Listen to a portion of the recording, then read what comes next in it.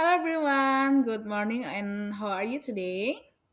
Ya, Alhamdulillah, I'm fine. Pada hari ini, teman-teman, kita akan belajar kembali bahasa Inggris bersama saya, Suci Jayanti, dengan materi Job Hunting Masterclass di minggu ketiga.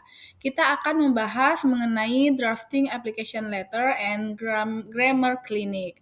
Nah, di sini kita akan mulai menyusun bagaimana cara membuat lamaran kerja dan tata bahasa yang digunakan.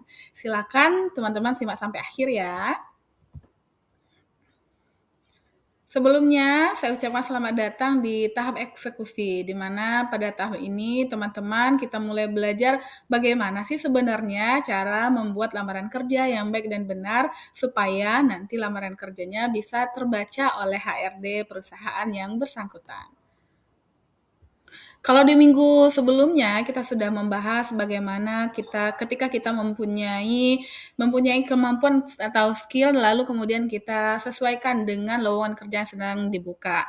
Sekarang kita berpikir bahwa draft pertama itu hanyalah memindahkan isi kepala teman-teman ke atas kertas.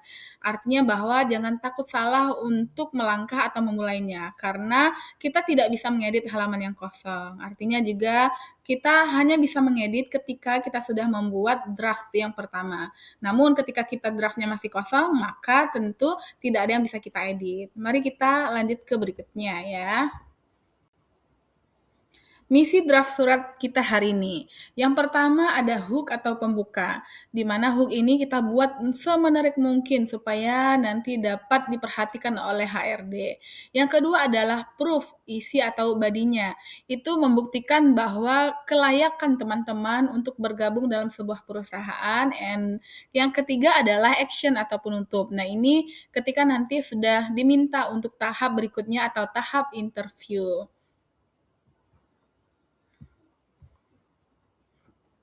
Fokus utama penulisan, di sini ada dua yang akan kita bahas. Yang pertama adalah introduction paragraph. Paragraf pembuka tidak boleh bertele-tele, artinya langsung ke tujuan atau to the point. Yang kedua adalah body paragraphnya.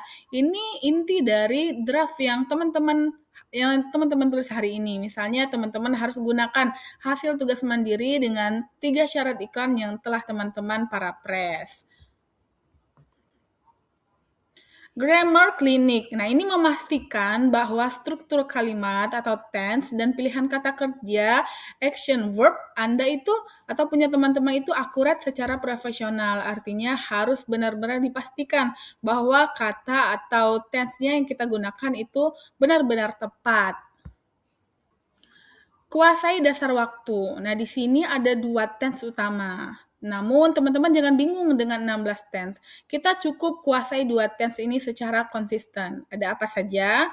Baik, number one is present tense. Nah, ini tentang fakta dan skill yang teman-teman miliki. Dan kedua adalah past tense. Ini menunjukkan atau menceritakan masa lalu teman-teman. Misalnya, teman-teman pernah bekerja di suatu perusahaan atau pengalaman dari pekerjaan teman-teman itu sendiri.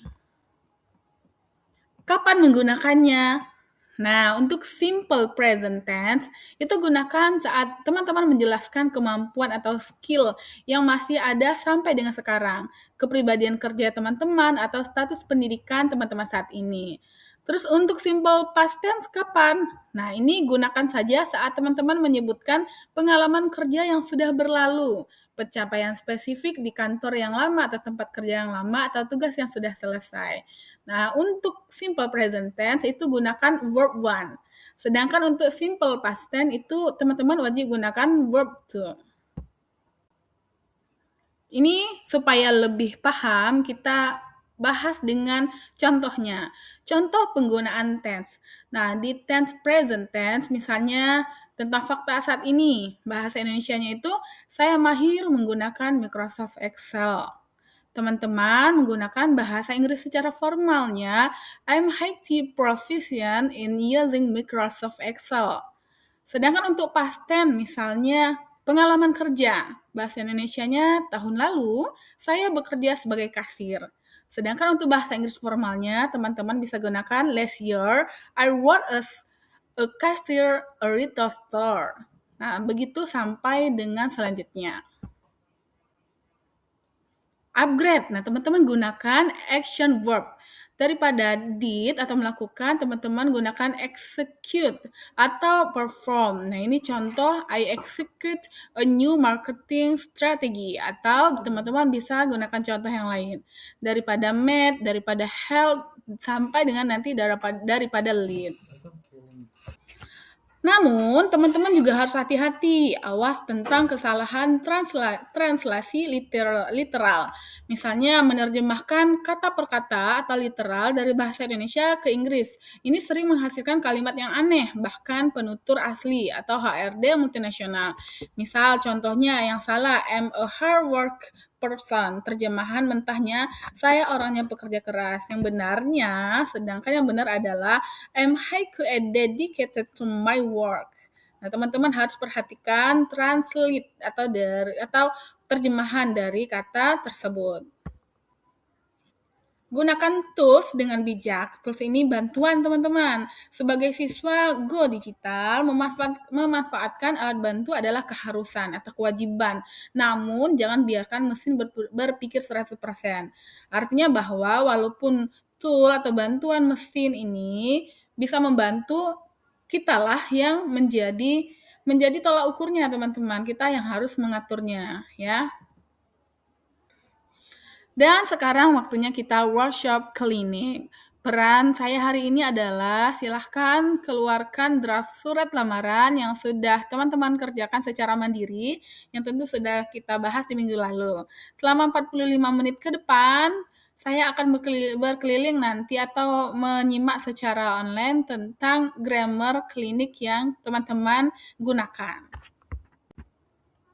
Alur workshop kita hari ini yang pertama adalah self-review, yakni baca ulang draft Anda atau draft teman-teman, pastikan nama posisi dan perusahaan sudah sesuai dengan iklan yang teman-teman bawa. Yang kedua, saya akan memberikan feedback mengenai coretan atau revisi tentang grammar and action verbs. Dan ketiga adalah finalize file. Kita akan ketik ulang revisi tersebut di rumah atau tempat teman-teman masing-masing. Baik, selanjutnya tugas mandiri untuk minggu berikutnya atau minggu keempat mengenai surat lamaran atau application letter ini kita sudah selesai. Sedangkan untuk minggu depan tinggal nanti teman-teman kita menggunakan aplikasi Canva, baik itu di HP ataupun di laptop. Kita akan praktek mendesain kurikulum vitae atau CV visual yang modern dan menarik. Itu yang saya jelaskan pada hari ini. Semoga bermanfaat. Thank you and see you.